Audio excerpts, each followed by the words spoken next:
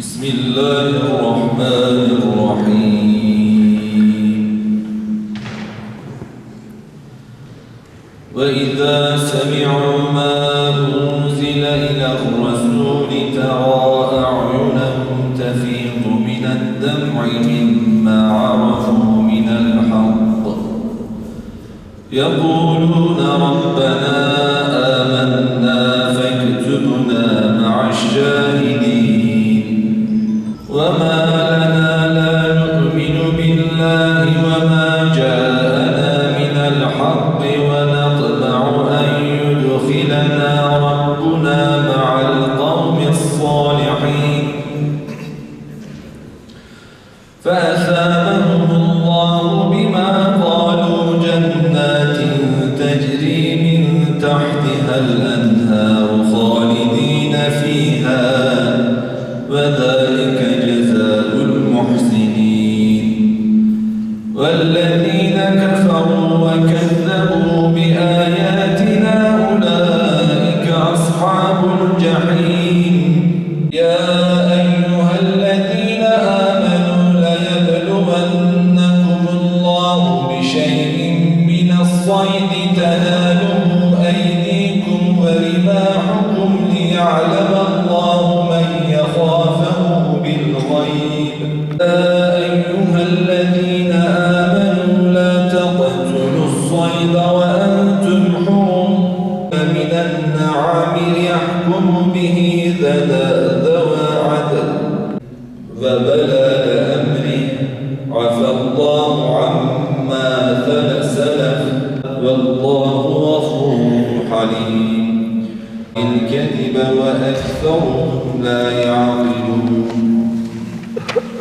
وسمان بالله لشهادتنا أحق من شهادتهما وما اعتدينا إنا إذا لمن الظالمين بسم الله الرحمن الرحيم الحمد لله الذي خلق السماوات والأرض وجعل الظلمات والنور وجعلنا الأنهار تجري من تحتهم فأهلكناهم بذنوبهم.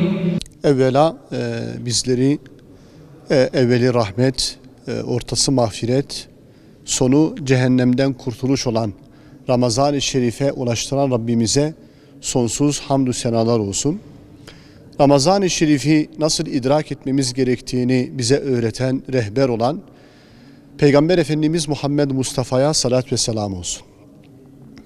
Tabi Ramazan denildiği zaman akla her şeyden önce Kur'an-ı Kerim gelir. Zira bu ayı şereflendiren, bu konuma getiren Kur'an-ı Kerim'in kendisidir. Şimdi Kur'an-ı Kerim Peygamber Efendimiz'e biliyorsunuz tek bir seferde inmemiş. Parça parça olarak indiriliyordu. Mukabele geleneği Allah Resulü sallallahu aleyhi ve sellem kendisine indirilen vahiyleri, ayetleri, Kur'an'ı her Ramazan'da Cebrail aleyhisselamla beraber karşılıklı olarak okuyorlardı. İşte mukabele kelime manasına baktığımız zaman da oradan gelme. Mukabele karşılıklı okuma. Cebrail aleyhisselamla Peygamber Efendimiz karşılıklı okuduklarından dolayı bu ismi almış. Şimdi mukabele Peygamber Efendimiz'den bize intikal eden en önemli sünnetlerinden birisidir. Bütün sünneti olduğu gibi bu ümmete emanettir. Bizim yapmamız gereken husus bu emanete sahip çıkmak.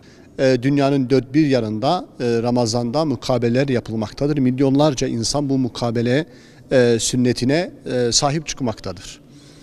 Camimizde de her Ramazan-ı Şerif'te günde 2 defa mukabele yapıyoruz.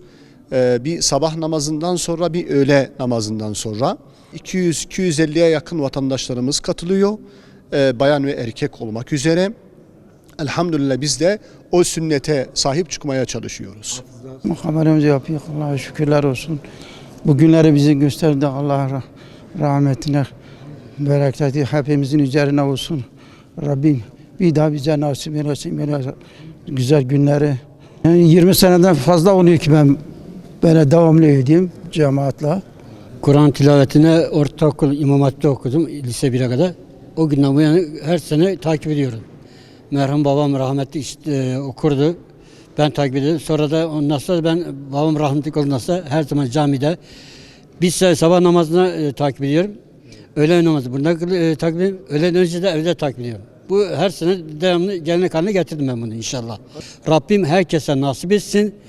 Bu Ramazan'da da bize gösterdiği afetlerden imtihan alan ve tövbe istiğfarı kabul olan salih kullardan etsin. Ben şu anda bütün mahallelerde gençlerin camilerde olmasını isterim ve bu arada hocalarımıza çok iş düşüyor. Çok iş düşüyor. Başka diyeceğim yok. Cenab-ı Allah Ramazan oruçlarımızı kabul etsin. Ramazan'da mukabeleye devam ediyoruz devamlı. Okuyoruz Allah'a şükür olsun. Sabah namazında da katılıyoruz. Sabahtan sonra dinliyoruz. Öğlen de Kennek Camisi'ne katılıyoruz. Allah rızası için okuyoruz. Her zaman böyle Ramazan'da cüz okunur yani. Yani camideki sevap bire Ramazan'da bire 1000'dir. Onun için camide kılıyoruz. Yani cemaat şuuru oluyor camide olmak.